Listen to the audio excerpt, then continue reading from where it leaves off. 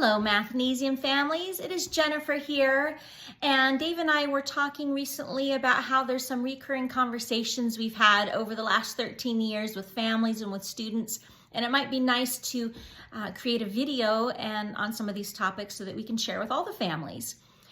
Today I'm going to talk about growth versus fixed mindset, and some of you parents may have already heard about this topic and may be able to provide some more insight to your kids. I hope the Mathnasium kids, I hope you're out there watching this because this one's for you.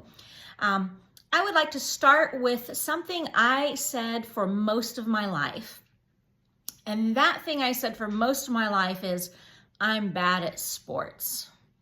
I was the math person, I was good at music, and I would just say I'm bad at sports. But a few years ago, I realized I never played sports. When other kids were outside playing ball or baseball or throwing things or running, I enjoyed drawing, I enjoyed doing crafts, I enjoyed playing with my stuffed animals.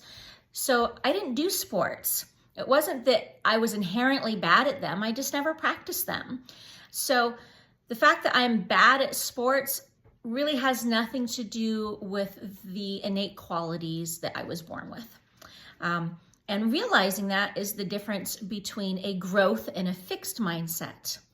The last few years, I decided to become better at sports. I started taking dance classes, and now I do Scottish Highland dancing. I started lifting weights for the first time in 30 years, and recently my husband and I started bowling. And the first time we went bowling 3 weeks ago, the first time in a long time, we had a good time, and my mom asked, "How did you do, Jenny?" And I said, "Terrible. I bowled awful. I had so much fun. I can't wait to do it again next week."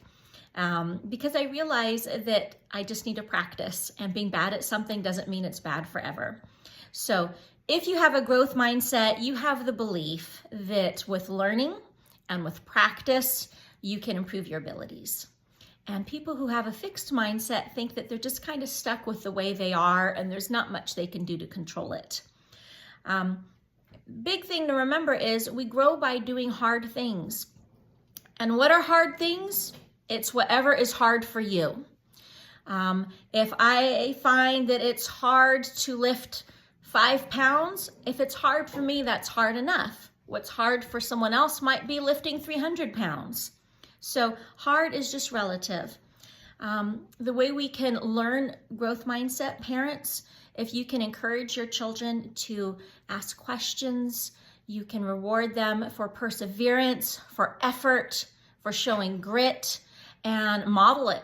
Your kids should see you trying hard things and trying new things and trying different things. Kids, I want you to ask questions.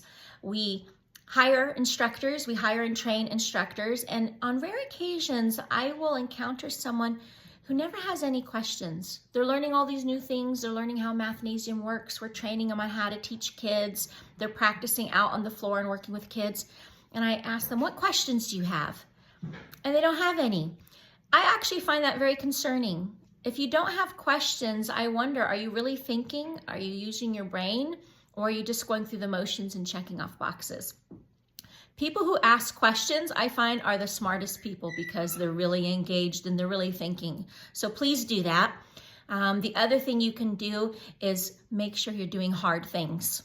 To use the weightlifting example again, if you go to the gym and you lift weights and you lift the weights that are easy for you, you don't get any stronger. You have to lift the weights that are hard. You have to lift the weights that you can't do too many repetitions. Maybe you even lift it to the point where you fail. You try to get one more repetition in and you just can't. You're too weak to do it. And that's a great thing because that shows that there's opportunity and you have opportunity to get stronger.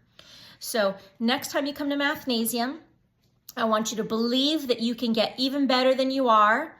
And don't compare yourself to other people. Everyone's on their own journey. You don't need to be as good as the person across the table. You don't need to be better than them. It doesn't matter. Do what's hard for you. And if you're doing the things that are hard for you, you will get smarter. You will get better at math. And next time you're thinking of saying something like, I'm not good at multiplication, I want you to add the word yet. I'm not good at multiplication yet. And we will see you next time at Mathnasium. Come in ready to do hard things. You can do it. Bye-bye.